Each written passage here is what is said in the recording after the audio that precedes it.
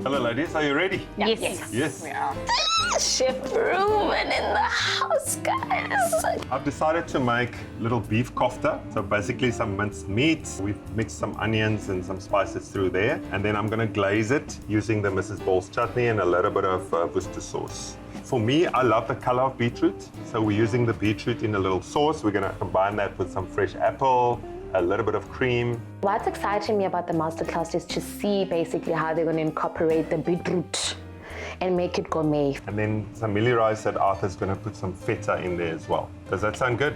Yeah. When it comes together, for me, the idea is to have something that's substantial. Gourmet doesn't need to be teeny little bits of food, you know, but at the same time, you can be playful, playing with color. For me, color is flavor. And I think what I like about this dish is that these are the ingredients that we typically have at home. Kitchen cupboard favorite, which is beetroot and also Mrs. Ball's chutney, and also just like beef. I'm gonna chop just a tiny bit of the rosemary. We talk about this a lot on the show. It's about building flavors. It's always like throughout the process, you're building flavor. So Arthur, we wanna make a bit of a basting sauce for our koftas. Yeah. So we're gonna mix the Mrs. Ball's chutney. Okay. The masterclass is so helpful simply because Chef Reuben is like paying attention to detail. And there's some chopped rosemary. And then some lemon juice. And then some Worcester sauce.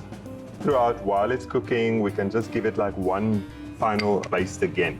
And I'm gonna do it straight in the oven. I cranked it up quite high, so it's about 220. We pre-cooked The mealy rice? the mealy rice. Maybe you can continue that. I've got some chicken stock on that side. Okay. You Is can it just Benny finish. that you Yes, used? yes, I use Benny. And while you're doing that, I'm gonna be making our beetroot and apple puree. Let's call it a saucy puree kind of thing. The beetroot's cooked already. So I'm gonna start by just adding the apple into the pot. Then I'll add the beetroot, a little bit of cream, and then we blitz that up. I was very surprised to see that beetroot as well as apple and cream go really well together. That's something that I'm definitely going to use or probably take inspiration from for my own dish.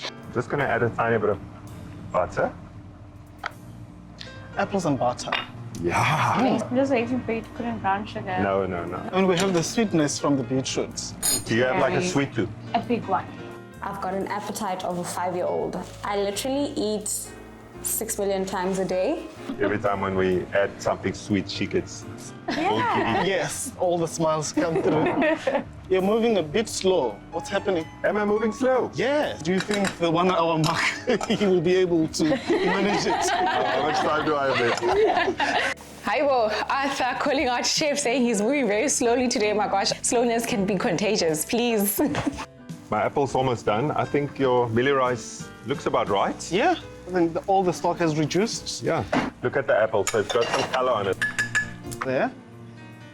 A little bit of beurre noisette, some brown butter that we're gonna flavor our mealy rice with, and then we have some feta. I'll put it here for you. Okay. And then these onions were just caramelized earlier. And I think let's add some fresh thyme. Yeah. And while you're busy with that, now I want to add the beetroot. Okay, so some of the juice and the grated beetroot, of course. Just want to get that Cooking a little bit. Cooking a little bit again. Okay.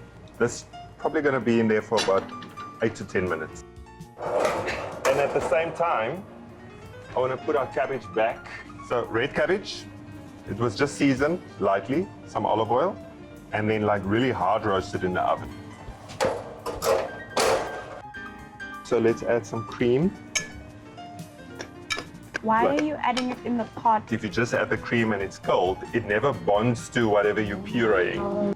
Okay, puree time. It smells fresh as much as there's cream inside.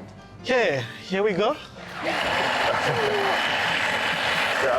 I'll pour your butter in here as well, eh? Let's do that.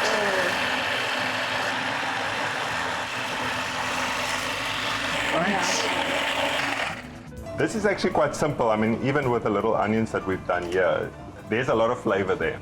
And it will add a bit of texture too. We'll finish the cabbage off. I've made some bacon that I had.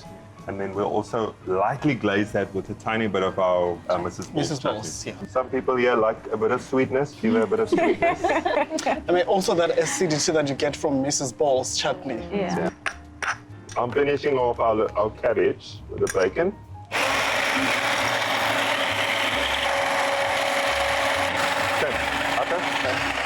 Let's get ready to plate up. Our koftas are done in the oven, so we can add the puree back in here. Nice color. And then we can plate up, Arthur. Gourmet clearly is not just tiny, teeny pieces of food. Gourmet can be filling, and chef is showing us that gourmet goes in with plating. I'm gonna start thinking with how I want to place my food on the plate. It's visually drawing me. It's like, come here. Okay, there you have it. Our beef koftas with the mealy rice, the beetroot apple puree, and then the glazed cabbage. You wanna taste? Let's taste. Please. Okay, And it let's do smells this. so good.